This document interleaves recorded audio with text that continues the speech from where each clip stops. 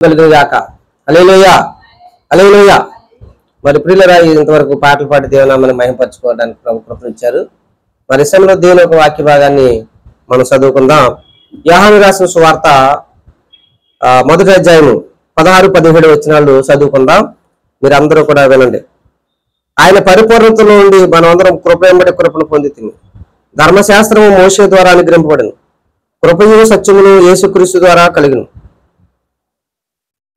మరి చిన్న ప్రార్థన చేసుకుందాం. ప్రేమగల తండ్రి, పరిశుద్ధుడా, మరి అల్పులమైన మమ్మల్ని ప్రేమించి అపారమైన నీ ప్రేమను మా పట్ల వెల్లడిపరిచి నీ కరుణాస్తం ప్రభావ మా పట్ల నాయన నీ కరుణాస్తం నాయన మా కొరకు సాపి ఇదిగో నీ చేతుల్లో కాళ్ళలో మా కొరకు మేకులు కొట్టించుకుని నీ విలువైన ప్రేమ చేత ఇదిగో పరుగా నీ పునరుద్ధాన బలమును పునరుద్ధాన శక్తిని అయ్యా భూమి మీద కొనియాడుటకు నీ యొక్క సిలువ శక్తి సిలువ బలాన్ని బట్టి ఈ రీతిగా ప్రభా నీ పరిశుద్ధ ఘనమైన నామను ఆరాధించే ప్రజలుగా దీవించావు. మరి శ్రమలో ప్రభా ప్రభా నాయన మాతో నాయన మీరు మాట్లాడటానికి మరి మధ్యవర్తిగా మరి నిష్పరిపడ నన్ను ప్రభా మీరు ఏర్పాటు చేసుకుని ప్రభా నన్ను వాక్యము ప్రభా తండ్రి నన్ను వాట బయలు వినడానికి మరి నన్ను ప్రభా ఈ స్థలంలో ఉండడానికి కృపించావు.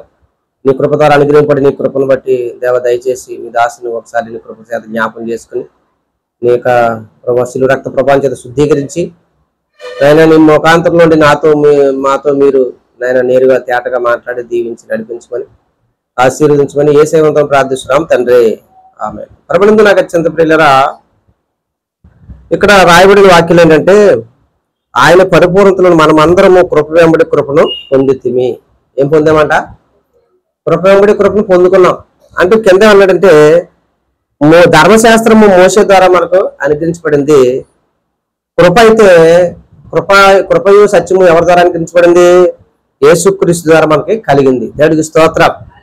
కృప అంటే ఏంటి అంటే పిల్లరా, కృప అంటే మరి పిల్లర మనము పొందవలసిన శిక్ష, మనం పొందవలసిన బాధను ఆయన తన శరీరమందు భరించి అండి ఆయన మన కొరకు ఆయన శిక్షను అనుభవించాడు. అంటే కృప అంటే ఆయన ప్రేమను మన పట్ల వెల్లడిపరిచాడు. దేవుడికి స్తోత్రం. ఆయన కరుణాధారము మన మీద నిలిచి ఉండడానికి ఆయన ఏం చేశాడంటే ఈ లోకంలో శరీరధారిగా వచ్చి తన శరీరమందు పిల్లరా మనందరి కొరకు మన పాపముల కొరకు ఆయన ఏం చేసింటే తన శిలువ రక్తాన్ని సిందించారు. దేవుడికి స్తోత్రం. ఇది ఆయన మనకిచ్చిన గొప్ప కృప. ఈ కృప ద్వారా మనందరము కూడా పిల్లగా దేవుని పాద పద్మపై చేరడానికి పరిశుద్ధాత్మ దేవుడు మరి యేసుక్రీస్తు ద్వారా ఈ కృప మనకి ఇచ్చారు. దేవుడికి స్తోత్రం. హల్లెలూయా. కనుక ఈ కృప మరి మోషే ధర్మశాస్త్రం అంటే ఇశ్రాయేల్ ప్రజలకు ఆనాటి కాలంలో అరణ్య యాత్రలో దేవుడు మరి అబ్రహాం ఇస్సాకు యాకోబులకు వాగ్దానం చేసిన దేవుడు వారిని జ్ఞాపకం చేసుకుని ఐగుప్తు నుండి వారి బానిసత్వం నుండి తీసుకొచ్చిన తర్వాత మోసేని వారికి నాయకుడిగా నియమించి వారిని ప్రియులుగా ఐగుప్తు నుండి మరి వారిని తీసుకుని వచ్చినప్పుడు మార్గ మధ్యలో వాళ్ళు చాలా దేవునికి కోపము పుట్టించే విధంగా వాళ్ళ ప్రవర్తన ఉంది. ఎన్నో అద్భుతాలు ఎన్నో ఆశ్చర్యకాలు చేసిన వెంటనే వారు మర్చిపోతూ ఉండారు. తర్వాత కాలంలో దేవుడు ఏం చేశాడంటే నేను నియమించిన నా దాసుడి మీద వీళ్ళు సనుక్కుంటున్నారు అంటే నా చాలా విధాలుగా మరి ప్రియుల వారు ఏది తక్కువ వచ్చినా సరే మోసే మీద సరగడం, దేవుని మీద సరగడం. అప్పుడు దేవుడికి కోపం వచ్చి ఏం చేశారంటే ఆయన అన్నాడు ఇక్కడ వీళ్ళ మధ్యలో నేను ఉంటే కనుక వీళ్ళు బ్రతకరు, కాబట్టి ఇదిగో నువ్వు సేనా పర్వతం మీదకి వస్తే నీకు నేను ధర్మశాస్త్రాన్ని ఇస్తాను, ఆజ్ఞలు ఇస్తాను. వారు ఆ మాట ప్రకారంగా జీవిస్తే వారు బ్రతుకాలం అంతా కూడా క్షమాధారం కలిగి క్షేమ స్థితిలో ఉంటారు. ఆ ప్రకారంగా వారి ఇంటి వారికి కూడా మేలు కలగాలంటే నేను నియమించిన నిబంధనలో నడుచుకోవాలని చెప్పి ఆనాడు ఇశ్రాయేల్ ప్రజలకు ఏం ఇచ్చాడు? దేవుడు నిబంధన ఇచ్చాడు. దేవుడికి స్తోత్రం. నిబంధన ఆ పలకలు ఇచ్చి ఆజ్ఞలు ఇచ్చి అయితే ఆజ్ఞల్లో ఇశ్రాయేల్ ప్రజలు మరి పిల్లగా దేవుని ఆజ్ఞలను పాటించే విషయంలో వాళ్ళు మరి పిల్లగా ఎందుకంటే ఆ ధర్మశాస్త్రం మూలంగా ఎవరు కూడా నీతిమంతులుగా తీర్చబడలేదు. అప్పుడు పిల్లల మరలా దేవుడు తన కుమారుని భూమి మీద పిల్లలు పంపించి ఆ కుమారుని ద్వారా మనకు ఏమనుగ్రహింపబడిందంటే కృప అనుగ్రహింపబడింది. దేవుడికి స్తోత్రం. హల్లెలూయా, హల్లెలూయా. అంటే మన పక్షంగా ఆయన ఉన్నాడు. ఇంకా ఎవరో యేసయ్య ఉన్నాడు. ఇంకా మన పక్షంగా ఆయన నిలిచి ఉండడానికి ఆయన ఏం చేశాడంటే నరావతార వ్యక్తి యేసయ్య ఈ లోకానికి వచ్చేసాడు. ఇంకా మన యొక్క పరిస్థితులన్నింటిలో అండి, మన యొక్క స్థితులన్నింటిలో మనకు విజయం ఇవ్వడానికే కుమారుడు ఈ లోకానికి ఆయన రావటం. దేవుడి స్తోత్రం. అందులో జయించిన వాడిని నాతో కూడా మరి కూర్చుండి పెట్టుకుంటున్నాడు. ఈ లోకాన్ని యేసయ్య జయించాడు. అలాగే ఈ లోకంలో పిల్లగా మనం కూడా ఆయన ఉన్న వారంగా ఆయన ఉండి ఆయనలో అతకబడి అండి ఆయనలో నిలిచి మరి పిల్లగా కృపామయుడైన దేవుని ద్వారా అనేకమైన విషయాల్లో మనము అండి ముందుకు కొనసాగడానికి ఆయన మన పట్ల కృపను వెల్లడిపరిచారు. దేవుడికి స్తోత్రం. కృపణ గురించి చాలా పాటలు రాశారు అండి. కృపణ గురించి చాలా పాటలు భక్తులు రాశారు. దేవుడికి స్తోత్రం. దావీదు అంటాడు, నీ కృపణ గురించి నీ న్యాయం గురించి నేను పాడేదని అంటాడు. అంతేనే ఒక మనం పాడుకుంటే ఎక్కువ పాట ఏంటంటే గలగల పారే సెలయేరులా నాలో ప్రవహించే నీ కృపా క్షణమైనా నన్ను ఎడబాయక క్షణమైనా నన్ను ఎడబాయక మరి గమ్యము చేర్చింది నీ కృప అని భక్తులు పాటలు పాడారు కృప గురించి. దేవుడికి స్తోత్రం. అంటే కృప ఎంత ఉన్నతమైందో ఈ రోజున పిల్లగా యేసుక్రీస్తు ద్వారా కృప మనకు ఆ ఉన్నతమైన కృపను ఈ రోజున మనం పిల్లగా మనం ఆరాధిస్తున్నాం, పూజిస్తున్నాం. అందుకు కృప అనుగ్రహించబడింది కంటే ఆ కృపలో మనం ఎలా ఉండాలని దేవుని లేఖనాలు చెబుతున్నాయో మరి లేఖనాల్లో మనం సరి చూసుకుందాం. చూద్దండి, పేతురు రాసిన పత్రిక 2 పేతురు రాసిన పత్రిక 3వ అధ్యాయము 18వ వచనాన్ని తీయండి.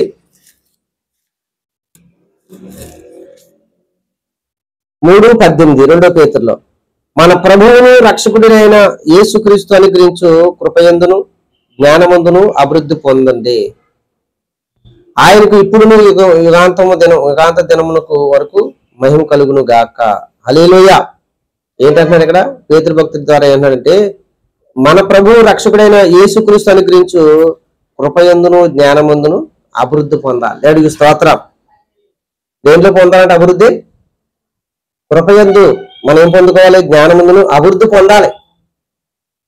ఈ కృప మనకి ఎందుకు ఇచ్చాడంటే మనము అభివృద్ధి చెందడానికి. దేవుడికి స్తోత్రం. భాగ్యవంతులు అవడానికి యేసుక్రీస్తు కృపను అనుగ్రహించాడు. దేవుడికి స్తోత్రం. యేసుక్రీస్తు ద్వారా మనకు పిల్లగా గొప్ప ఆశీర్వాదాన్ని దేవుడు మనకి ఇచ్చాడు. అందుకనే పేతురు భక్తులు అన్నమాట, కృపయందును జ్ఞానమందును యేసుక్రీస్తు అనుగ్రహించు కృపయందును జ్ఞానమందును అభివృద్ధి చెందాలి. దేవుడికి స్తోత్రం. హల్లెలూయా.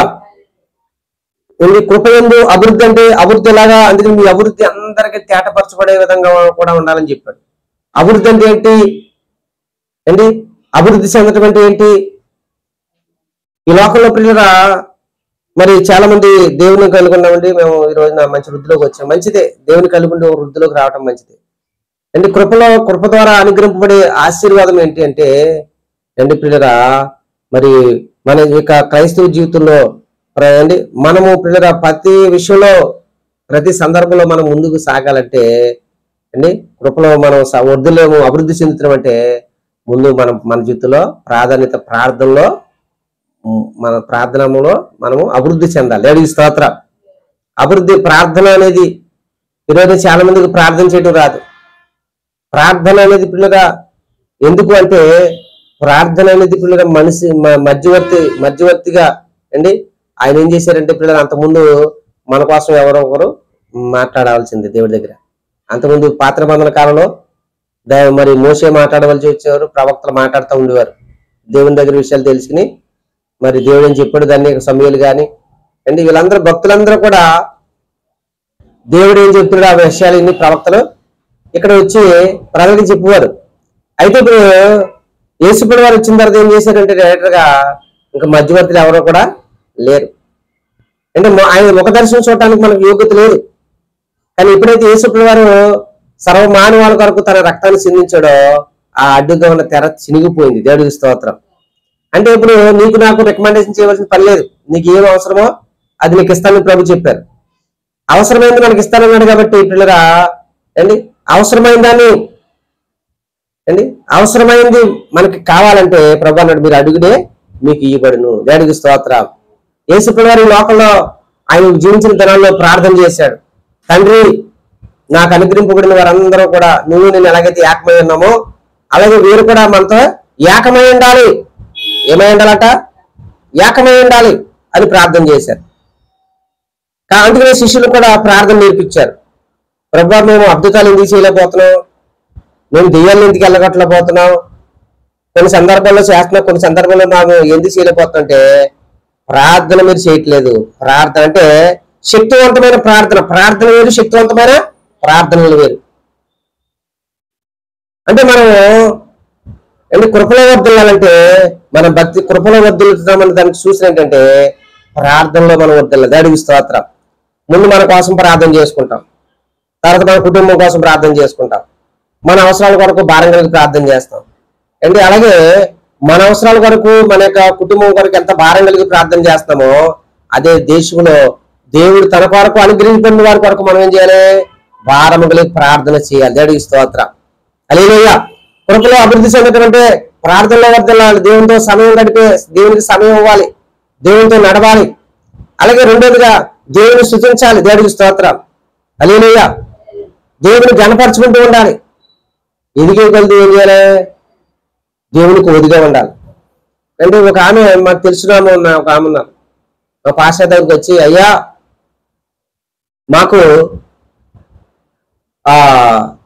మరి ఇంట్లో గడవటానికి ఇబ్బందిగా ఉంది, అయితే ఒక గేదెలు కొనుక్కుంటున్నానయ్యా, ఆ గేదె కొనుక్కోవాలనుకున్నాం, ప్రార్థన చేయండి అంటే ప్రార్థన చేస్తే రోజు గుళ్ళో సాక్ష్యం చెప్పింది. ఇలాగ దైవజనుడి దగ్గరికి వచ్చాను, సాక్ష్యం చెప్పాను, గేదెను కొనుక్కున్నాను దేవుడి కృప వల్ల, దైవజనుడి ప్రార్థన వల్ల అని చెప్పింది ఆమె. దాన్ని బట్టి అందరూ స్తుతించారు, దేవుడికి స్తోత్రం చెల్లించారు. తర్వాత మళ్ళా ఇంకో గేదెను కూడా కొనుక్కున్నది, దాన్ని బట్టి దేవునికి సాక్ష్యం చెప్పి దేవుని మహిమపరుచుకుంది.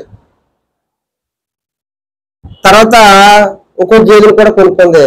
అలాగైతే తర్వాత కొన్ని వారాలకి ఆవిడ సన్నిధిలో కనబడట్లేదు. ఆదివారం నెలకోసారే కనబడుతుంది. అమ్మ తల్లి ఏంటి మరి నువ్వు మానకుండా దేవుని దగ్గర సన్నిధికి వచ్చేదాను కదా, మరి మధ్యకాలం ఏంటమ్మా నెలకోసారి వస్తామని అడిగితే ఆవిడ ఏమైందంటే అయ్యా మీ ప్రార్థన వల్ల ఒక గేదె కాదు, 2 గేదెలు కాదు, 3 గేదెలు కాదు, 5-6 గేదెలు ఇచ్చాడయ్యా. మరి ఆ గేదెలు చక్క పెట్టుకోవడానికే నాకు టైం సరిపోతుంది, దేవుని ఆలయానికి రావడానికి సమయము నాకు లేదు అని చెప్పింది. అంటే భౌతిక పరిస్థితుల్లో వృద్ధి మనుషులు ఏమవుతారో తెలుసా? మొత్తులైపోతారు, బద్దగస్తులు అయిపోతున్నారు. దేవుడు అభివృద్ధి చేసేయగలిగితే మనం ఏం చేయాలి? మరీ ఎక్కువగా దేవుని స్తుతించడం నేర్చుకోవాలి. దేవునికి స్తోత్రం. హల్లెలూయా. దేవుని స్తుతించడం నేర్చుకోవాలి. వృద్ధి చెందేయగలిగితే దేవునికి లోబడత నేర్చుకోవాలి, దేవుని హెచ్చించడం నేర్చుకోవాలి, దేవుని పిల్లల గణపరచడం నేర్చుకోవాలి. ఆ రీతిగా ప్రభువు పాదాల చెంత. అందుకే కృపలో వర్ధిల్లడం అంటే ఏంటి? ప్రార్థనలో ముందుకు సాగుతూ ఉండాలి, ఆయన స్తుతించడంలో ఆరాధించడంలో ముందుండాలి. దేవుడు అన్ని సౌకర్యాలు ఇచ్చిన తర్వాత లోకంలో ఉన్న ఆ సౌకర్యాలను చూసి మురిసిపోవడం కాదు, దేవుని ఆరాధించి దేవుని సన్నిధిలో ఆయన ముఖ దర్శనం కలిగి ఆ ముఖ దర్శనం చూసి ఆనందిస్తా ఉండాలి. దేవుడికి స్తోత్రం. హల్లెలూయా. అందులో ఇక్కడ పేతురు చెబుతున్నాడు బట, మీరు కృప యందును జ్ఞానమందును ఏం పొందాలంట? అభివృద్ధి చెందాలి. ఏం చెందాలి? అభివృద్ధి చెందాలి. ఈ అభివృద్ధి అందరికీ తేటపడాలి. నీ ప్రార్థన ద్వారా అనేక ఆత్మలు ప్రభు పాదాల దగ్గరికి కొట్టుకు రావాలి. దేవుడికి స్తోత్రం. హల్లెలూయా. ప్రార్థన వల్ల ఎంతమందిని ప్రభావితం చేస్తాం? మన ప్రార్థన వల్ల, మన ప్రార్థన శక్తి వల్ల ఈ సంఘం ఎంత మందిని ప్రభావితం చేస్తుంది, సమాజంలో ఎంతమంది ప్రభావితం అవుతున్నారు, మన ప్రార్థన వల్ల ఎంతమంది దేవుని యొక్క ఘనమైన నామాన్ని స్తుతించగలుగుతున్నారు. దానియేలు ప్రార్థన చేశారు. దానియేలు ప్రార్థన చేస్తున్నప్పుడు చాలా మంది ప్రార్థన చేస్తున్న ఆ దానియేలు మీద పగబట్టారు. ప్రార్థన చేస్తున్న దానియేలు మీద ఏం పెట్టారు? పగబట్టారు. దానియేలు ప్రార్థన చేస్తుంటే అభివృద్ధి చెందుతా ఉన్నాడు. అభివృద్ధి చెందగలిగి ఇంకా ప్రార్థన ఎక్కువ మొదలెట్టాడు. అప్పుడు ఇది అభివృద్ధి చెందుతున్నా కానీ ప్రార్థన ఎక్కువ చేస్తున్నాడు, అందుకని బాగా డెవలప్ అయిపోతాడని చెప్పి అప్పుడు రాజుగారి దగ్గరికి వెళ్ళి చెప్పారు, రాజా ఇదిగో దేశంలో నీకు తప్ప ఇంకెవరు కూడా మరి ఎవరి దగ్గర కూడా విన్నపాలు చేయకూడదు. ఎందుకంటే నీవే సముద్రుడు కట్టి ఏమైనా అవసరం ఉంటే నీ దగ్గర అడగాలి. భూమి మీద కానీ లోకంలో ఎవరిని కూడా ఆశ్రయించడానికి వీల్లేదు. అలాగా ఆశ్రయించలేని వారిని మరి మన దేశం నుండి మరి ఇదిగో వాళ్ళు ఏం చేద్దామంటే సింహాల బోన్లేసి ఎరగా మార్చేద్దామని చెప్పారు. సరే అని రాజుగారి బాగుందిలే అని చెప్పేసి మరి ఒక చట్టాన్ని రిలీజ్ చేశాడు. ఓకే, నాకు లోబడి లేనివాడు, నన్ను ఆశ్రయించలేనివాడు, అవసరంలో ఉన్నప్పుడు నాకు నా సహాయం వేడుకోలేనివాడు నా రాజ్యంలో ఉండడానికి వీల్లేదు అని చెప్తే, అప్పుడు దానిలు ప్రార్థన చేస్తుంటే ప్రార్థన చేసుకుని వచ్చి, అయ్యో ఇదిగో మీరు చెప్పారు కదా నీకు ఉన్నపాలు చేయాలి, నీకే మొరపెట్టుకోవాలి, నీకే చెప్పుకోవాలి కదా, అలాంటిది దానియాలు నీకు సాగిలు పడకుండా నీకు మోకరించకుండా ఎవరి దగ్గరికి వెళ్ళి ఇదిగో ఆకాశం ముందు దేవుని వైపు చేతులెత్తి ప్రార్థన చేస్తానంటే రాజు ఊరు దుర్మార్గులారా అని ఎంత పన్నాగం పొందారా నా ప్రియుడైన దానియేలు మీద, నా ప్రియుడైన దానియేలుని ఎంత పగబట్టారా మీరు అనుకుని రాజు మాట ఇచ్చిన తర్వాత దాన్ని ఇంకా వెనక్కి తీసుకోవడానికే లేదు అండి. వెనక్కి తీసుకోవడానికి లేకపోతే ఏం జరిగింది? వెనక్కి తీసుకోవడానికి లేదు. అప్పుడు పిల్లరా సడన్ గా సింహాల బోన్లో దానియేలు తీసుకెళ్ళి వేశారు. అప్పుడు రాత్రంతా రాజుకి నిద్రలేదు. తెల్లవార్లు కూడా ఆ సింహాల బోన్లో దేవుడు మరి దానియేలు గారు ప్రార్థన చేస్తుంటే సింహాలు కూడా ప్రార్థనలో ఉన్నాయి. దేవుడికి స్తోత్రం. రాజు బాధతో తట్టుకోవడానికి ఏం చేయాలి? సింహాల బోన్లోకి వచ్చాడు. జీవగల దేవుని సేవిస్తున్న దానియేలు నువ్వు సజీవంగా ఉన్నవా అన్నాడు. అప్పుడు రాజు చిరకాలం వద్దులను గాక అన్నప్పుడు మాట్లాడుతుంటే దానియేలు బతుకున్నాడని చెప్పి వెంటనే బయటికి తీశాడు. దేవుడికి స్తోత్రం. ఎవరైతే పిల్లల ప్రార్థన చేస్తున్నాడో, ఎవరి ఇద్దరు అభివృద్ధిని చూసి కుళ్ళిపోతున్నారో, ఆ అభివృద్ధిని చూసి వారలేకపోతున్నారు, వాళ్ళని తీసుకొచ్చి ఎవరైతే ఊరు కొట్టారో ఆ ఊర్లే వాళ్ళు ఎరగా వేసేసాడు. సింహాల బోన్లు ఎరగా మారిపోయారు. దేవుడికి స్తోత్రం కలిగినగా అదే ఏండి. కాబట్టి పిల్లగా మన అభివృద్ధి ప్రార్థనను బట్టి శోధనలు వస్తాయి. ప్రార్థన చేసేవారి మీద దాడులు చేస్తూ ఉంటారు.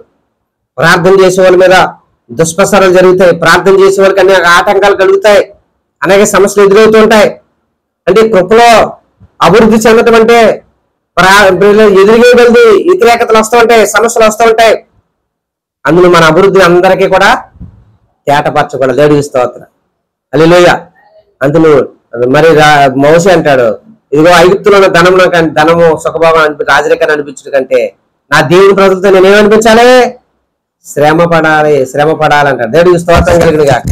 హల్లెలూయా, హల్లెలూయా. అందులో శ్రమ పడాలి. నేను ఆ శ్రమ పడాలి. ఆ శ్రమలో నేను నా దేవుని ఘనమైన నామాన్ని ఏం చేయాలి అండి? నా దేవుని ఘనమైన నామానికి మహిమ కలగాలి. దేవుడికి స్తోత్రం. అప్పుడు రాజుగారు అన్ని రాశారు, దానియేలు జీవముగల దేవుడు ఆయనే దేవుడు అని ఒక బలమైన ఒక చట్టాన్ని అన్ని దేశాలలో ఉన్న లేఖలు రాశారు. దేవుడికి స్తోత్రం. అందులో ప్రార్థన చేయటం వల్ల మన గురించి ఒక బలమైన కార్యాలు దేవుడి మన ద్వారా మహిమ పొందుకుంటారు. దేవుడికి స్తోత్రం. అందులో కృపలో వర్ధలు కావాలి. కనుక 2000 సంవత్సరాల క్రితం పౌలు ఒక విషయం చెప్పాడు ఏంటి? ఏమిటి తెలుసా? కృప మనకు అనుగ్రహింపబడుతుంది కాబట్టి ఈ కృపలో మనం ఎలా ఉండాలని అపోస్తుల కార్యాలు చూడండి, 13వ అధ్యాయము 43 చూడండి. కృపామయోడా నీలోనా కృపామయ 13వ అధ్యాయము ఏర్పోను 13వ అధ్యాయము. హల్లెలూయా, హల్లెలూయా, స్తోత్రం. చూడండి 13:43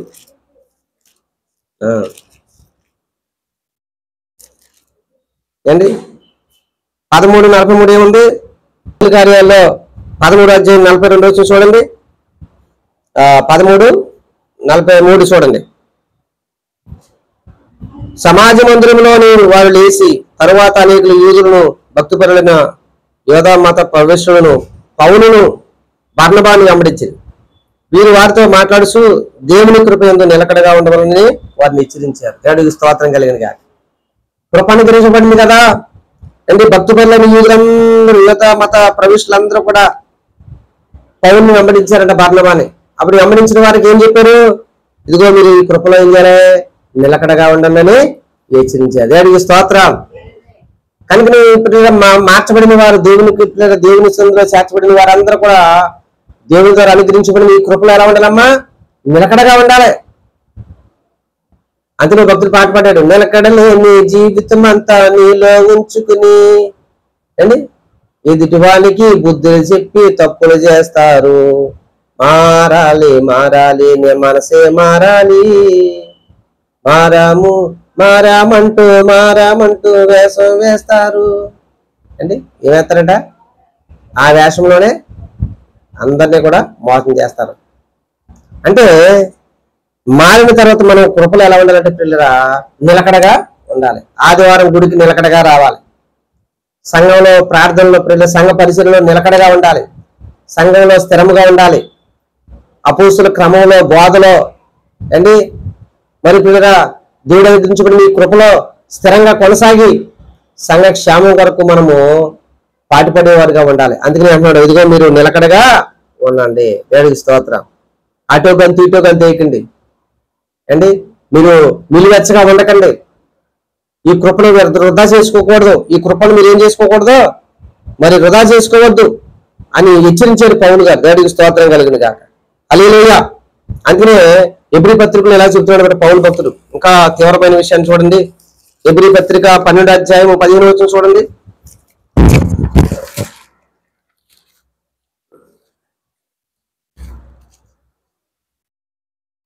మీలో ఎవడైనా దేవుని కృపను పొందకుండా తప్పిపోయి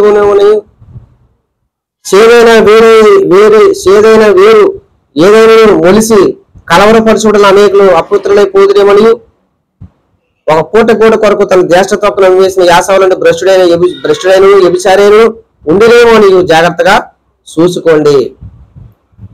మీరు ఎవడైనా దేవుని కృపను పొందకుండా తప్పిపోనేమో అనియు ఏంటంట, కృప నుండి తప్పిపోతారేమో. ఒకవేళ సేదైన వేరు ఏదైనా మీలో మొలిసి కలవరపరచడం వల్ల అనేకులు అపుత్రులైపోతారేమో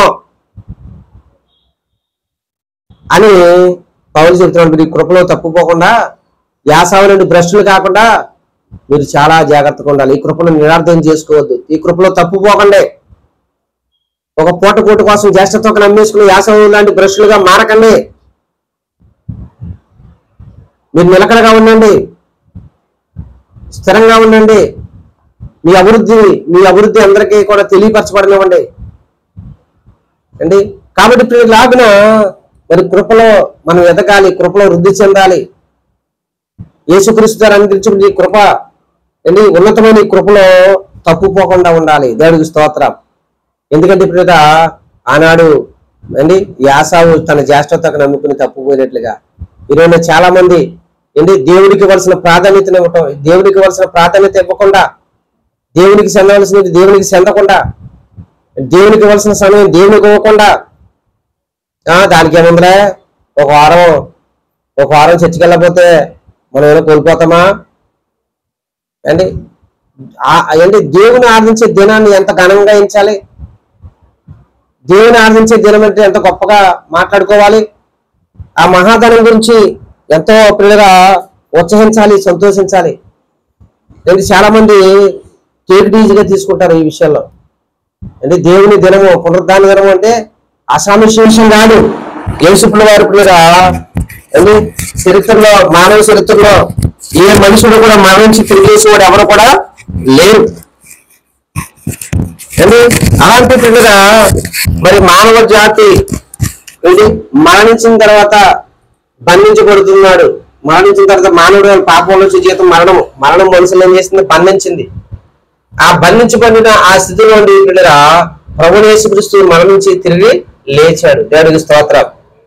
యేసుప్రభు వారు ఎలాగైతే మరణించి తిరిగి లేచాడో అలాగే ఈ పునరుద్ధరణ దినం ఏంటంటే మరణించిన వారు మరలా లేపబడతారు. దేవుడికి స్తోత్రం. క్రీస్తునందు నిద్రించిన వారు మరలా లేపబడతారు. అందులో ఓ మరణమా నీ ముళ్ళు ఎక్కడ, ఓ మరణమా నీ విజయం ఎక్కడ అని పిల్లగా మరి దేవుని యొక్క లేఖనంలో రాయబడింది. దేవుడికి స్తోత్రం కలిగిన గాక. ఈ పునరుద్ధాన దినం గురించి మనం సంతోషించాలి, ఆనందించాలి. ఈ పునరుద్ధాన దినం అంటే పిల్లగా వేగిరపడాలి. ఈ పునరుద్ధానం గురించి పిల్లలు మనం చాలా మరి పిల్లగా ఆనందాన్ని వ్యక్తం చేయాలి, సంతోషాన్ని వ్యక్తం చేయాలి. ఈ పునరుద్ధాన దినం అంటే చాలా మందికి పిల్లగా లక్ష్య పెట్టలేదు. కానీ ఇక్కడ యాసవ కూడా ఏం చేయడం తెలుసా? ఏముందిలే జ్యేష్ఠత్వమే కదా, నా ముందు నా ఆకలి వేస్తుంది, నా కడుపు నిండాలి ముందు నాకు దేవుని ఆరాధించిన తర్వాత మరి భోజనం చేద్దామనే, దేవుని ఆరాధించిన తర్వాత చేద్దాం 70 అలా అనకండి. మీరు అనుకున్న దానికంటే ఈరోజు ఎక్కువసేపు ముగించేయాలి. భోజనం ఉన్నాయి కాబట్టి భోజనం ప్రార్థన పెట్టుకున్నాం కాబట్టి త్వరగా ముగించేయాలి. అలాగా భోజనాల కోసం మనము మన సమయాన్ని, దేవునికి ఇవ్వాల్సిన సమయాన్ని దేవుడికి తప్పకుండా ఇచ్చుకోవాల్సింది. దేవుడికి స్తోత్రం. ఏ విషయంలో కూడా పిల్లలు ఎక్కడ కూడా ఏంటి చిన్న విషయం, ఏ విషయంలో కూడా దేవుని యొక్క కార్యాన్ని మనం ఎప్పుడు తక్కువ అంచనా వేయడానికి వీలు లేదు. దేవుడు ఈ ఆశాన్ని జ్యేష్ఠుడిగా పుట్టితే జ్యేష్ఠత్వకనే అమ్మేసుకున్నాడు కోటి కోసం. అలాగే ఒక చిన్న విషయం వరకు మనం ఏదో మాట్లాడుతాం, మన నోటి మాటగా అనుకున్నారు ఏంటి, మన నోటి ఫలాన్ని అనిపించే పరిస్థితి కూడా ఉంటది పిల్లల. ఎందుకంటే ఈ కృపను మనం నిరాధకం, అంతే నీ కృపలో తప్పుకోవద్దు అని ఇక్కడ అపోస్తలుడు పౌలు ఏం చేస్తారో హెచ్చరిస్తా ఉన్నాడు. దేవుడికి స్తోత్రం కలిగిన గాక. హల్లెలూయా. కాబట్టి ఈ కృపలో ముందు అభివృద్ధి చెందాలన్నాడు, రెండోదిగా నిలకడగా ఉండాలన్నాడు, మూడోది ఏంటి తప్పుపోకుండా ఉండాలని ఈ కృపలో అని చెబుతున్నాడు. దేవుడికి స్తోత్రం కలిగిన గాక. నాలుగో విషయం చెబుతాను చూడండి పిల్లగా. నాలుగో విషయం చెబుతున్నాను చూడండి. అపోస్తల కార్యములు 20వ అధ్యాయము 32 చూడండి.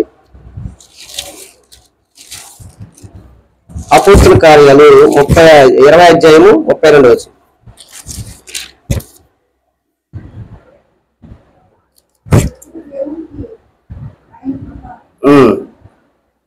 ఇప్పుడు దేవునికి ఆయన కృపా వాక్యములకు మిమ్మల్ని అప్పగించుస్తున్నాను అన్న. దేవుడికి స్తోత్రం.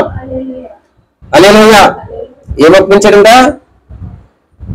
ఇదిగో మీరు నిలకడగా ఉండాలి అన్నాడు, తప్పుకోకుండా ఉండాలి. అలాగే అంటే ఇప్పుడు మిమ్మల్ని ఎవరికి అప్పగించాలంటే కృపావాక్యానికి అప్పగించాలి. కాబట్టి మీరు కృపావాక్యానికి ఏమంటే సాక్షులై ఉండాలి. దేవుడికి స్తోత్రం కలిగి. హల్లెలూయా. కృపావాక్యానికి మిమ్మల్ని అప్పగించాను. వాక్యం అంటే ఎవరో దేవుడు.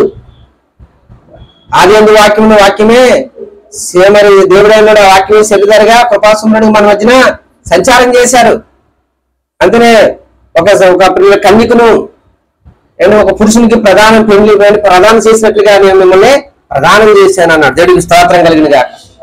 అది దేవునికి ప్రదానం చేయబడిన మనల్ని ఎవరికి అప్పగించాడంటే పౌలు అన్నాడు, మిమ్మల్ని కృపావాక్యానికి అప్పగించాను. దేవుడికి స్తోత్రం. హల్లెలూయా. అందులో ఈ కృపావాక్యంలో మీరు కృపావాక్యానికి మీరు సాక్షులుగా ఉండాలి. దేవుడికి స్తోత్రం. హల్లెలూయా. కాబట్టి పిల్లగా మనము దేవుని యొక్క వాక్యాన్ని వాక్యం ఎలా ఉండాలి?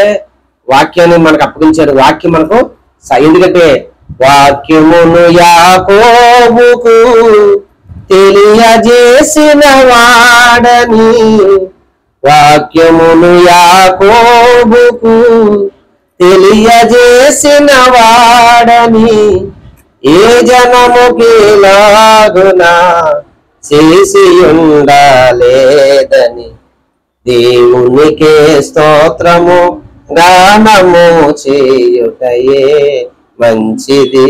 దేవుడికి స్తోత్రం. ఈ వాక్యము ప్రియగా ఎవరికి తెలియపరిచాడు? దేవుడు యాకోబుకి తెలియపరిచాడు. అలాగే అల్పులమైన మనకి భూమి మీద దేవుని వాక్యం మన దగ్గరికి వచ్చింది. అరణ్యంలో మిడతలు తింటూ తేనె తాగుతున్న అరణ్యంలో ఉన్న యాహాన్ దగ్గరికి వెళ్ళి దేవుని వాక్యం వెళ్ళింది. అక్కడ ఎంతో మంది పరిశీలన ఉన్నారు, ధర్మశాస్త్రం వెళ్ళిన వారు ఉన్నారు. అబ్బాయి వాళ్ళు ఎవరో పనికిరారు నా వార్త చెప్పడానికి అడవిలో ఉన్నాడు. అడవిలో మిడతలు తింటూ తేనె తాగుతున్న వ్యక్తి అక్కడికి వెళ్ళింది వాక్యం. అప్పుడు అరణ్యంలో ఉండి అక్కడ ఆయన వాక్యం ఎప్పుడైతే యోహాను దగ్గరికి వెళ్ళిందో ఆయన అరణ్యంలో కేకలేస్తుంది. దేవుడికి స్తోత్రం. అరణ్యంలో ఉండి కేకేస్తా పిలుస్తా ఉన్నాడు, ఓ రండి పరిశీలనరా, శాస్త్రులరా, రండి సర్పసంతానమా రండి. ఇదిగో ఆయన గొడ్ల ఆయన చేతిలో ఉంది.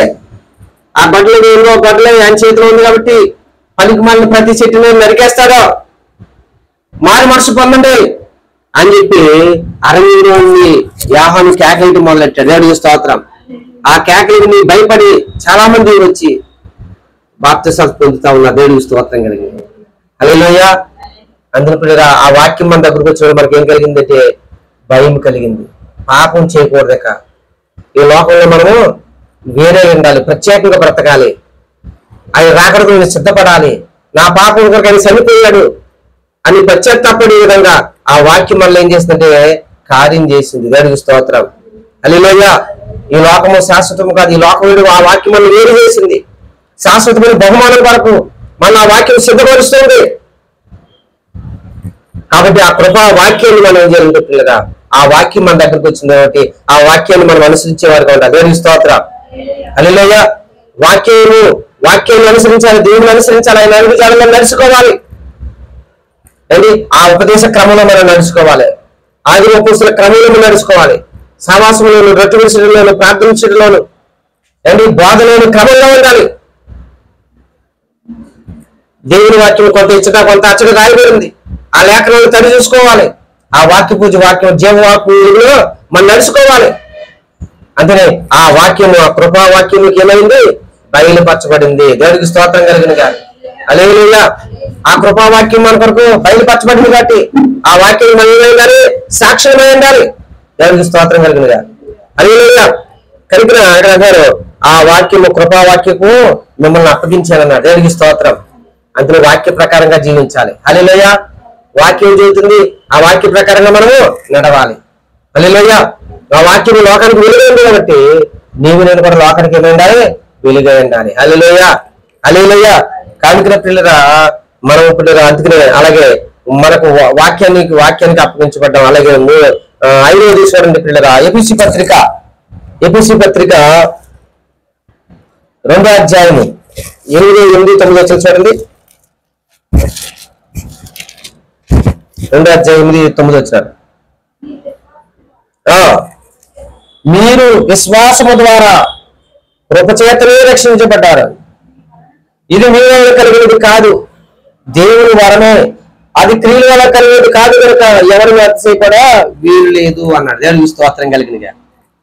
కృప ద్వారా మనకి ఏమని పిలిచబడిందా? రక్షణ. దేవునికి స్తోత్రం. మీరు విశ్వాసము ద్వారా కృపచేతనే రక్షించబడ్డారు. దేవునికి స్తోత్రం. హల్లెలూయా. కాబట్టి పిల్లగా విశ్వాసము ద్వారా కృపచేత రక్షించబడ్డాం. రక్షణ అనేది మనకి ఎలా కలిగింది? మన క్రియల వల్ల కలిగింది కాదు. ఇది మన నీతి మూలుకోట్లతో సమానమైన రాయబడింది. ఏంటి కాబట్టి పిల్లలు అది క్రియల వల్ల కలిగినది కాదు, ఎవరు దేవుని అతిశయించడానికి వీలు లేదు. కాబట్టి పిల్లగా మరి దేవుని పాద సందులో మనము విశ్వాసము ద్వారా కృపచేతనే రక్షించబడ్డాం. ఈ విశ్వాసాన్ని మనం వేసుకోవాలి, కృపలో కాపాడుకుంటూ ఉండాలి. దేవునికి స్తోత్రం. విశ్వాసులు భ్రష్టులైపోతారని రాయబడింది కడవరి దినాల్లో. ఈ కృపను నువ్వు నిరార్థకం చేయొద్దు, తప్పుకోవద్దు. కృపలో విశ్వాసం భ్రష్టులు కావద్దు అన్నాడు బేట. ఎవరో దేవుడి వాక్యాలు అపోస్తలుడైన పౌలు సంఘాన్ని చెబుతున్నాడు అనమాట, పరిశుద్ధులందరూ చెబుతున్నాడు. కనుక విశ్వాసాన్ని కాపాడుకోండి. దేవుడానికి గురించిన విలువైన కృప, విలువైన రక్షణ భాగ్యాన్ని మీరు ఏమైనా కాపాడుకోవాలి అని చెప్తా ఉన్నాడు. దేవునికి స్తోత్రం కలిగిన గాక. హల్లెలూయా. ఒకటి మీరు విశ్వాసం ద్వారా కృపచేతనే రక్షించబడ్డారు తప్ప క్రియల వల్ల కలిగింది కాదు, దేవుని వరం ఇది. అందులో పిల్లగా కృపలో ఎదగాలి. గ్రేస్. ఈ రోజు వాక్యం ఇదే.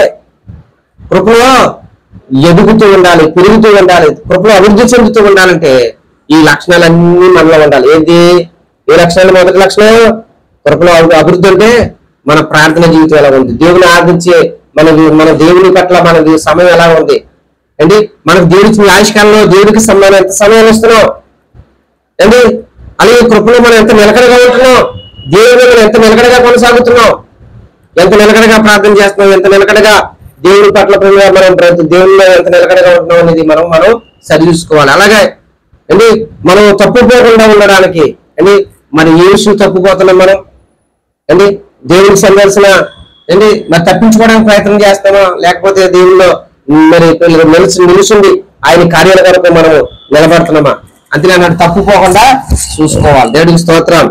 అలాగే ఇప్పుడు కృపావాక్యం దేవుడు మనల్ని అప్పగించుకున్నాడు. దేవుడికి స్తోత్రం. ఆ వాక్యానికి గుండె ఏం చేయాలి? ఈ వాక్యము నా దగ్గరకు వచ్చింది కాబట్టి ఆ వాక్యం గురించి మనం సాక్ష్యం ఇవ్వాలి. దేవుడికి స్తోత్రం. వాక్యం అనగా కనిమిగిన సంగతులు తెలపాలి. దేవుని నుండి నేను పొందుకున్నాం, దేవుని నుండి దేవుని వాక్యం ద్వారా నీకేం కలిగింది, ఆ వాక్యం దగ్గరకు వచ్చినాడు నీకు కలిగిన ప్రతిఫలం ఏంటి, అండి ఆ యొక్క కార్యాల గురించి మనము సాక్ష్యం ఇవ్వాలి. దేవుడికి స్తోత్రం కలిగినగా. హల్లెలూయా.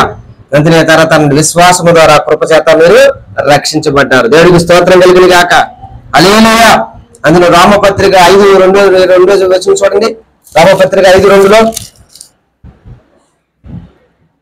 అది మనం అన్నాడు, మరియు ఆయన ద్వారా మనము విశ్వాసం వలన ఈ కృపయందు ప్రవేశం గలవారమై అందులో నిలిచి ఉన్నాము. దేవుడికి స్తోత్రం కలిగినగా. హల్లెలూయా. ఈ కృపలో మనం ఈ కృపయందు ప్రవేశం కలిగిన అందులో నిలుస్తున్నాం. ఆయన ద్వారా మనకు ఏం కలిగింది? మనం విశ్వాసం కలిగింది. హల్లెలూయా. ఎందుకంటే ఆయన విశ్వాసముకు కర్త దాన్ని కొనసాగించేవాడైనా యేసు క్రీస్తును చూడాలని చెప్పారు. దేవుడికి స్తోత్రం. అందులో ఆ విశ్వాసం మనలో కలిగింది అండి.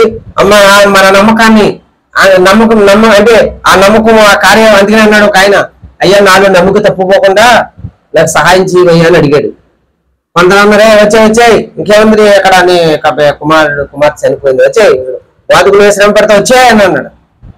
ఈయన అలాగే చూస్తా ఉన్నాడు. అప్పుడు అన్నాడు, నీవు విశ్వాసం ఉంచి అన్నాడు. అప్పుడు అన్నాడు, అయ్యా నాలో ఈ నమ్మకాన్ని తప్పుకోకుండా సహాయం చేయి. అందరూ కూడా కేకలేస్తా ఉన్నారు. అందరూ ఇదిగో రా నీకు ప్రతిఫలం లేదు, వచ్చి బాధకు శ్రమ పెట్టగలుగుతారు కదా. అయ్యో మరి అందరూ కేకలు చూసి ఎందుకు వచ్చి శ్రమ పెడుతున్నావు, ఎందుకు వెరివెల్ల చూస్తాడు, తెల్లగల్ల చూస్తాంటి, దేవుడు ఏం చేస్తాడో, దేవుడి వల్ల ఇంకేమవుతుంది మొత్తం ఇంకా అని కొన్ని కేకలు పడుతూ ఉంటాయి మనకి అండి. ఇంకా కేకలు పడుతూ ఉంటాయి. సమస్యలు ఇంకా అయిపోయి సమస్యలు ఇంకా ఇరుక్కుపోయో నేను తప్పించుకోవాలి లేదు, ఇంకా ఏమి లేదు అన్నట్టుగా ఉంటాయి. ఆ కేకలకు మనం లోపడకూడదు. విశ్వాసములకు కర్తని కొనసాగించమని ఏం చేయాలి? చేతులెత్తి ప్రార్థన చేయాలి. దేవుడికి స్తోత్రం కలిగినగా. హల్లెలూయా. హల్లెలూయా. ఎందుకంటే ఆయన రక్షించే దేవుడు. హల్లెలూయా. ఆయన కాపాడే దేవుడు అండి, లేవనెత్తే దేవుడు ఆయన ఏంటి. ఎందుకంటే అందులో అన్నారు, ఆయన ద్వారా మనం విశ్వాసం వలన ఈ కృపయందు ప్రవేశం గలవారమే అందులో నిలిచి ఉండాలి. దేవుడికి స్తోత్రం. అంటే కృపలో నిలిచి ఉండాలి, కృపలో తప్పుకోకుండా ఉండాలి, కృపవాక్యానికి సాక్షులుగా ఉండాలి అండి, కృపలో నిలకడగా ఉండాలి, కృపలో అభివృద్ధి చెందుతూ ఉండాలి. దేవుడికి స్తోత్రం కలిగింది. హల్లెలూయా. కాబట్టి ప్రియత ఇలాగ కృప అంటే కృపలో ఎదుగుదలంటే ఎదుగుదల మనకు రావాలంటే మనందరం కూడా ఆ కృపమయుడిని ఏం చేయాలంటే అండి వెంబడిస్తా ఉండాలి, నడుస్తూ ఉండాలి. దేవుడికి స్తోత్రం. అది నిలిచి ఉండాలి. అయ్యో నాలో మీరు నిలిచి ఉంటే కానీ మీరు ఫలించలేరు. మీరు నాలో నిలిచి ఉండాలి, మీరు నాలో అంటుకట్టుబడి ఉండాలి, మీరు నాతో ఉండండి. మీరు నాకు వేరుగా ఉంటే మీరు ఏమి కూడా ఏమి చేయలేరు, మీ వల్ల ఏమి కాదని ప్రభు వాక్యం చెబుతుంది. కాబట్టి ప్రియరా పరిశుద్ధాత్మ దేవుడు ఈ రోజున అంటున్నాడు అంటే గ్రోయింగ్ ఇన్ గ్రేస్ అంటే కృపలో నువ్వు ఎదుగుతూ ఉండాలంటే ఇవో ఇవన్నిటిలో నువ్వు ఈ కృపను నువ్వు నిరార్థకం చేసుకోవద్దు, ఈ కృపలో నువ్వు తప్పుకోవద్దు అని ఈ రోజున పరిశుద్ధాత్మ దేవుడు మనతో మాట్లాడుతున్నాడు. దేవుడికి స్తోత్రం. ఒక ఆయన పాట పాడాడు, ఈ ఊపిరి నీదేనయ్యా నీవిచ్చిన అండి ఈ ఊపిరి నీదేనయ్యా ఇచ్చిన జీవితం నీవేనయ్యా, కానీ నిన్ను నేను మరిచిన మరువులో ప్రభు అన్నాడు. మరి దేవుని స్తుతించడానికి అంటే మానేసి కొంతమంది చనిపోయి ఎలాగో ఇంకా మన్ను దేవుని స్తుతించిన అన్నాడు. సజీవులుగా నిన్ను స్తుతించేదన్న వాక్యం రావు. దేవుని స్తోత్రం. చచ్చిపోతే ఎలాగని కావడం అక్కడ అండి ఈ లోకంలో నీరుతో ఇంకెలాగో వాడు స్తుతించలేడు, మన్ను అయిపోయింది కాబట్టి సజీవుని మాత్రమే స్తుతిస్తారు. ఎవరు సజీవులు?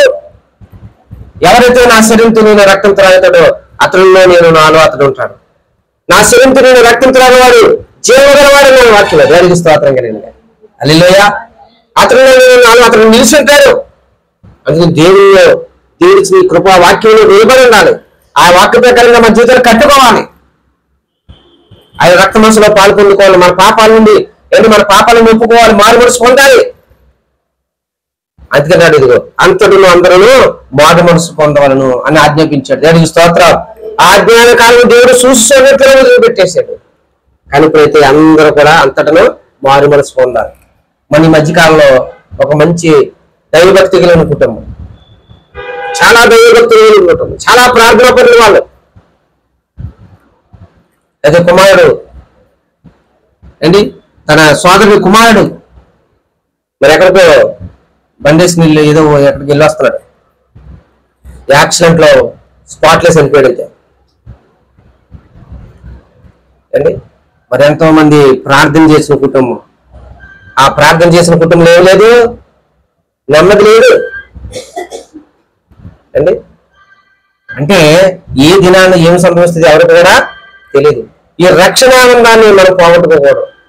ఈ రక్షణ, ఈ గొప్ప రక్షణ చాలా మంది పిల్లలు పోగొట్టుకున్నారు. చాలా మంది రక్షణ నిర్లక్ష్యం చేస్తున్నారు. యేసుక్రీస్తు ద్వారా వచ్చిన ఈ కృప చాలా మంది పిల్లలుగా తన్నుకుంటున్నారు. దాన్ని ఏం చేస్తున్నారంటే పిల్లగా ఏది వెలుపరంగా తీసుకున్నారు.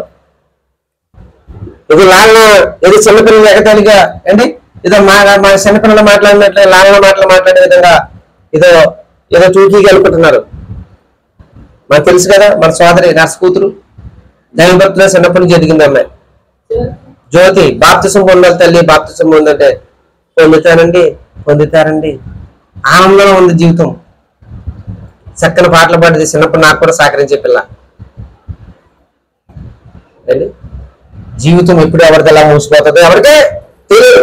కానీ దేవుడిచ్చిన కాలాన్ని, దేవుడిచ్చిన పిల్లగా ఈ విలువైన సమయాన్ని, ఈ కృపలు కనుక మన పిల్లగా ఈ కృపలు కనుక పిల్లలు ఈ కృపలు నిలిచకపోతే, ఈ కృపలో దాగోకపోతే, కెట్లకైనా నా దాగు చోటు నీవే అన్నాడు. దేవుడికి స్తోత్రం కలిగి.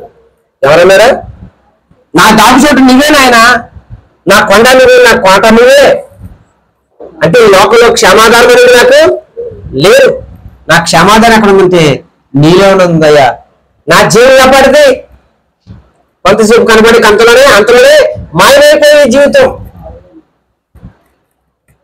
ఈ ఆవిరైపోయే జీవితం, అశాశ్వతమైన జీవితం. ఈ జీవితాన్ని మనము, ఈ విలువైన జీవితాన్ని అండి, క్షమికమైన జీవితాన్ని, ఈ కృప మాత్రం మనం నిరాధకం చేసుకోకూడదు. అందుకే సమయం ఉండగానే మారుమనసు పొందాలి. సమయం ఉండగానే అది మారుమనసు పొంది మారుమనసుకు తగిన ఫలాలు ఫలించాలి. వెళ్దాంలే, చేద్దాంలే, వద్దాంలే, వెళ్దాంలే అంటే ఎన్ని సంవత్సరాలు కొంతమందికి ప్రార్థన రావట్లేదు. ఎన్ని సంవత్సరాలు వేసిపోతే ఎలా నడవలు అర్థం కావట్లా. ఎన్ని సంవత్సరాలు పిల్లల ప్రభులోకి వచ్చామని పేరు మాత్రం ఉంది కానీ నువ్వు మృతుడివే. ఎలా జీవించాలో అర్థం కావట్లా, ఎలా నడుచుకోవాలో అర్థం కావట్లా, ఆయన ప్రణాళికను ఎలా ప్రకటించాలో అర్థం కావట్లా. నశిస్తున్న వారి కొరకు విధివేక్షించిన దేవుని కుమారి లోకానికి వచ్చారు అండి. నశిస్తున్న వారి కొరకు అండి ఎంతో కన్నీళ్లు కార్చిన ప్రభు అని యేసుక్రీస్తు. అలాగే హృదయంలో నా అభిలాష, నా స్వజనులందరూ కూడా రక్షణ పొందాలని హృదయాభిలాష అని అనుదినము కూడా తన ప్రజల కొరకు విజ్ఞాపన చేసిన వాడు అపోస్తులైన పౌలు భక్తుడు. దేవునికి స్తోత్రం. మన సంఘంలో చేర్చబడ్డాం, ఆయన కృప చేత రక్షించబడ్డాం. ఇది దేవుని వల్ల కలిగింది. ఈ భాగ్యాన్ని మనకు పొందుకుని, ఈ భాగ్యం ఉన్నతమైన భాగ్యం, రక్షణ భాగ్యం నా కుటుంబస్తులు పొందుకోవాలని, నా బంధువులు పొందుకోవాలని, నా తోటి వారందరూ కూడా ఆ పరలోకానికి వారసులు అవ్వాలని ఈ జ్ఞానం అందరికీ లేదు. కొందరికే ఉందన్నాడు మళ్ళీ. అంటే ఏంటి? రక్షణ జ్ఞానం. ఏం పొందాలంట? అది అన్నాడు, జ్ఞానమందును కృపయందును అభివృద్ధి చెందాలి అన్నాడు మూలవాక్యంలో. మూలవాక్యం ఏంటి? ఆ మూలవాక్యం రెండో వాక్యంలో, 2 పేతురులో, 2 పేతురు 3:18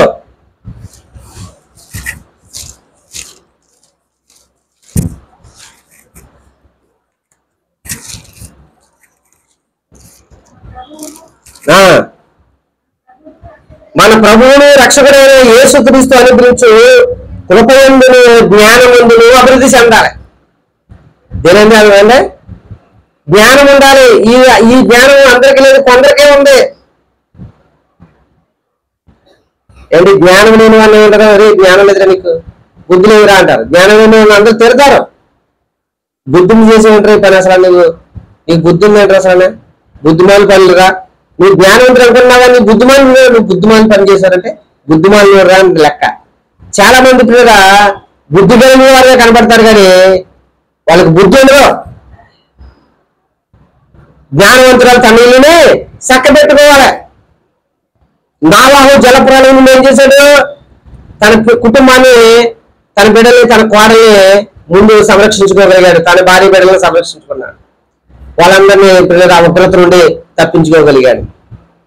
రక్షణ ఎందుకు పొందావంటే నా పరిస్థితులు మారిపోతాయని పొందాము.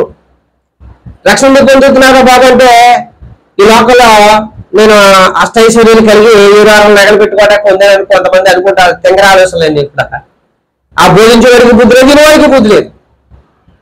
అలాంటి మాట్లాడతారు ఈ రోజుల్లో. ఏంటి దేవుని కలిగి ఉండటం వల్ల దేవుడు ఎందుకు వచ్చాడు అంటే ఈ లోకానికి ఏంటి అనీతిమంతులైన మనల్ని నీతిమంతులుగా తెచ్చడానికి వచ్చాడు. దేవునికి స్తోత్రం. పాపంలో ఉన్న మనల్ని, పాపంలోని మనల్ని పరిశుద్ధులుగా మార్చడానికి వచ్చిన వాడు. దేవునికి స్తోత్రం కలిగిన ఏంటి ఉగ్రతకు పాత్రలైన మనల్ని ఉగ్రతని తప్పింపడానికి దేవుడు మన కొరకు వచ్చాడు. దేవునికి స్తోత్రం కలిగిన హల్లెలూయా. ఇలాగనే ప్రియురా మన జీవితంలో ఒక బలమైన ఉన్నతమైన కార్యాన్ని జరిగించడానికి వచ్చింది వాడు యేసయ్య. దేవునికి స్తోత్రం కలిగిన నాకు మొక్కునట్లయితే ఈ గుళ్ళన్నీ నీకు ఇస్తానన్న సైతం యేసు పిల్లలు ఉపాసుకున్నప్పుడు మనుషులు కట్టి ఆలయ కూర్చోలే దేవుడు నివాసం చేయరా అన్నాడంతే దేవుడు ఒకసారి. దేవునికి స్తోత్రం. ఎవరు వేసాడా? మనుషులు కట్టి ఆలయ కూర్చోలే నివాసం చేయరా. ఈ నివాసాలు అంటే ఇప్పుడు ఉండవు. ఇప్పుడు మనం టీవీలో చూస్తుంటే ఇజ్రాయెల్ దాడికి గాజాలో ఉన్న బిల్డింగ్లన్నీ అపార్ట్మెంట్లు చెత్త కుప్పగా మారిపోయి ఏంటి ఇప్పుడు అమెరికా గాజా మాకు ఇచ్చి అంటే ఇప్పుడు ఇజ్రాయెల్ దాన్ని స్వాధీనం చేసుకుంది. అక్కడ హమాస్ ఉగ్ర సంస్థలు అన్ని ప్రపంచానికి అలాగే కొంతమందికి వాళ్ళు ప్రాణాలు అంటే ఉగ్రవాదుల వల్ల ప్రజల ప్రాణానికి ఏంటి చాలా ఉగ్రత కొంచెందని చెప్పి ఇజ్రాయెల్ ఏం చేస్తుంటే వాళ్ళని తుడిచిపెట్టేస్తారని మరి గాజాలో వాళ్ళ స్థావరాలన్నీ కూల్చేయడమే కాకుండా అక్కడ ఉన్న కట్టడాలన్నీ కూల్చిపడేసింది బాంబులతో. అంటే ఆ కట్టడాలన్నీ కూల్చేస్తే ఇప్పుడు ప్రజలందరూ ఏం చేస్తారంటే ఆ గాజా ఆ ప్రాంతాన్ని విడిచిపెట్టి వెళ్ళిపోతున్నారు. ఇప్పుడు ఆ చెత్తని ఇప్పుడు శుభ్రం చేయడానికి ఎన్నో కుక్లీన్లు అవసరం అండి. ఆ చెత్తనంతా తీయడానికి ఎంతో కాబట్టి పిల్లగా ఈ భూమి మీద పిల్లగా మొన్న మహాపట్నం ఏంటి ఏంజల్ పట్నం అమెరికాలో ధనవంతుల పట్నం సినీ స్టార్లు ఉండే పట్టణం వాళ్ళందరూ ఒక మీటింగ్ పెట్టి ఉన్నారు ఏంటి. ఆ మీటింగ్ లో మరి ఇదిగో మీరు గాడ్ మరి ఇదిగో మీరు ఎవరిని మీ తల్లిదండ్రులకు గౌరవిస్తారా లేకపోతే సినిమా స్టార్లకి మీరు ఎక్కువ ప్రాధాన్యత ఇస్తారంటే ఏంటి వాళ్ళు దేనికి ప్రాధాన్యత ఇచ్చారంటే గాడ్ ప్రాధాన్యత ఇస్తారా? మిమ్మల్ని కన్న తల్లిదండ్రులకు విలువిస్తారా లేకపోతే మిమ్మల్ని సృష్టించే సృష్టికర్తకి విలువిస్తారా లేకపోతే సినిమా స్టార్లకి విలువిస్తారంటే ఏంటి వాళ్ళందరూ ఎవరు కోటేశారు? కొంతమంది కొద్దిగా తల్లిదండ్రులకు వేశారు, తర్వాత ఏమో ఈ సంపన్నులకు ఓటేశారు, తారలకు ఓటేశారు. గాడితో పనిచేయమాక ఈ లోకంలో ఉన్న ఈ సంపన్నులైన పట్టణంతోనే మాకు పని, వేళ్ళు ఎక్కువ మాకు అన్నారు. నేను తిరగకుండా మొత్తం అంతా పట్టణం మీద అగ్నివర్షం కుడిపోయింది. దేవుడికి స్తోత్రం. అగ్నివర్షం కుడిపోయి ఆ పట్టణంలో ఉన్న భవనాన్ని కాలిపోయి. ఎందుకంటే దేవుని నిర్లక్ష్యం చేసిన ఏ పట్టణంకైనా ఏంటి దేవుని నిర్లక్ష్యం చేసిన ఏ పట్టణమైనా సరే నిలువు నేరదు. అందుకనే ఆకాశము భూమి గతిస్తుంది. ఈ భూమి గతించినా కానీ నా మాటలో గతించమని చెప్పాడు. దేవుడికి స్తోత్రం కలిగినగా. కాబట్టి పిల్లగా మనకు నిలబడమైన పట్టణం ఒకటి ఉంది. దాని కొరకు మనం ఏం చేయాలి? ఎదురు చూసేవారుగా ఉండాలి. దేవుడికి స్తోత్రం. ప్రయాసపడేవారుగా ఉండాలి. ఆ పట్టణం కొరకు మనం ఈ కృపలో ఏం చేయాలంటే ఆ పట్టణంలోకి మనం ప్రవేశించాలంటే ఏదో అప్పుడప్పుడు వచ్చి కనబడి వెళ్ళిపోతే రాదో పట్టణం. ఆ పట్టణం రావాలంటే బాప్తిసం పొందిన నీవు, మారుమనసు పొందిన నీవు, బాప్తిసం పొందిన తీసుకున్న తర్వాత నీవు పరిశుద్ధాత్మ శక్తిని పొందుకోవాలి. భాషలతో మాట్లాడాలి. ఎందుకు భాషలతో మాట్లాడాలి? పరిశుద్ధాత్మ బలంతో నింపబడాలి. పరిశుద్ధాత్మతో నింపబడితేనే తప్ప, పరిశుద్ధాత్మ అభిషేకం పొందుకుంటేనే తప్ప నువ్వు నిలబడలే. యేసుకుడు వారు ఉన్నంతకాలం వాళ్ళు ఉన్నారు. యేసుకుడు వారిని చంపేసిన తర్వాత వాళ్ళందరూ పారిపోయారు. ప్రభు చెప్పాడు మరలా వచ్చి వాళ్ళు కనబడి, అరే బాబా ఇదిగో మీరు నిలకడగా ఉండండి, మీరు ఇదిగో నేను వెళ్ళిపోతున్న తర్వాత ఆదరణకర్త పంపిస్తారు, అంతవరకు మీరు బయట తిరగండి అన్నాడు. యేసుకుడు వారు ఆరంభం అయిపోయి వెళ్ళిపోయాడు. వెళ్ళిన తర్వాత వాళ్ళందరూ మేడగదిలోకి వెళ్ళిపోయారు. అందరూ కలిసి ఏం చేస్తారు? ప్రార్థన చేశారు. ఆదరణకర్త కోసం ప్రార్థన చేశారు. వెంటనే ఆయన అగ్నిజాలంలో ఎదుగు వచ్చాడు. అప్పటి వరకు యేసుకుడు గారు మాకు తెలియదన్న పేతురు నిలబడి మొదటి ప్రసంగం చేశాడు. దేవుడికి స్తోత్రం. హల్లెలూయా. పరిశుద్ధాత్మ వస్తేనే తప్ప, పరిశుద్ధాత్మ బలం నీళ్ళలోకి వస్తే నువ్వు దేవుని శక్తి గురించి ప్రకటిస్తావు, దేవుని గొప్పతనం గురించి మాట్లాడగలుగుతావు, దేవుని కార్యాల గురించి నిలబడగలుగుతావు. లేకపోతే దేవుని నిలబడటం కష్టం, నీ విశ్వాసాన్ని కాపాడుకోవడం కష్టం ఏంటి, నీ గురించి నిలబడలేవు అని చాలా మంది అనుకుంటే బాప్తిసం ముందే సరిపోతాం. బాప్తిసం ముందే కాదు, పరిశుద్ధాత్మను కూడా పొందుకోవాలి. అందుకే రేపు వచ్చే మన నెలలో 8వ తారీఖున 12 గంటల స్తుతి ఆరాధన పెట్టాం పరిశుద్ధాత్మ అభిషేకం కొరకు. సంఘం ఏం కావాలి, పరిశుద్ధాత్మలు దిగి రావాలి. దేవుడికి స్తోత్రం. పరిశుద్ధాత్ముడు దిగి వస్తేనే తప్ప మనం ఫలించలేం. పరిశుద్ధాత్ముడు దిగి వస్తేనే తప్ప అంటే మనం నిలబడలేం. రాబోతున్న ఉగ్రత దినాలు ప్రపంచం మీదకి భయంకరమైన ప్రమాదం పొంచి వస్తుంది. ముస్లిం కంట్రీలు ఇప్పుడు పాకిస్తాన్, సౌదీ వాళ్ళు ఒకటయ్యాడు. ముస్లిం కంట్రీలు 57 దేశాలు ఒకటవుతున్నాయి. చివరికి పిల్లగా ఎంతవరకు ఒంటరిగా ఉన్న పాకిస్తాన్ ఇప్పుడు జత చేసి ముస్లిం కంట్రీస్ అన్ని ఏకమయ్యి ఒకవేళ పాకిస్తాన్కి యుద్ధానికి వెళ్తే ఆ 57 ఇంకా మిగిలిన దేశాలన్నీ మన దేశానికి యుద్ధానికి వస్తాయి. ఇలాగే ఇప్పుడు ప్రపంచంలో పిల్లగా రాజకీయంలో దేశాల్లో ఒక భయంకరమైన పరిస్థితులు. ఎందుకంటే మనం కలిసి ఉండకపోతే మన యొక్క దేశాలకి ఉన్నది క్షేమాధారం ఉండదని చెప్పి ఇప్పుడు దేశాలన్నీ ఒక దేశాలు కలిసిపోతున్నాయి. లేకపోతే ప్రపంచం మీద ఒక్కొక్కరికి రాబోతుంది, ప్రపంచ యుద్ధం జరగబోతుంది, కరువులు వస్తాయి, భూకంపాలు వస్తాయి. మనకు భూకంపాలు రావాలి అనుకోరు. మన ఇండియాలో కూడా భూకంపాలు మొదలవుతాయి. ఎందుకంటే ఇప్పుడు సృష్టికర్త దేవుడు చెప్పాడు, నేను వచ్చే రాకడికి కరువులు, భూకంపాలు అన్ని ఎదురవుతాయి, ఎక్కువ అవుతాయి అంటే తెగులు వస్తాయని చెప్పారు. ఇప్పుడు మన కేరళలో వచ్చిందంట తెగులు, వైరస్ వచ్చిందంట. తలకు స్నానం చేస్తే వచ్చిందంట. అక్కడ ఒక స్విమ్మింగ్ పూల్కి వెళ్ళారంట. ఆ స్విమ్మింగ్ పూల్ లో స్నానం చేస్తే ఆ నేత్ర కాళ్ళ మునిగితే స్నానం చేసినందుకట ఆ నీటిలోంచి వచ్చిందంట వైరస్. రంప కింద వచ్చి మెదడు తినేస్తుందంటే అన్న పురుగు. మొన్న ఈ మధ్యకాలం సమేసరికి 16 మంది చచ్చిపోయారండి యువకులు.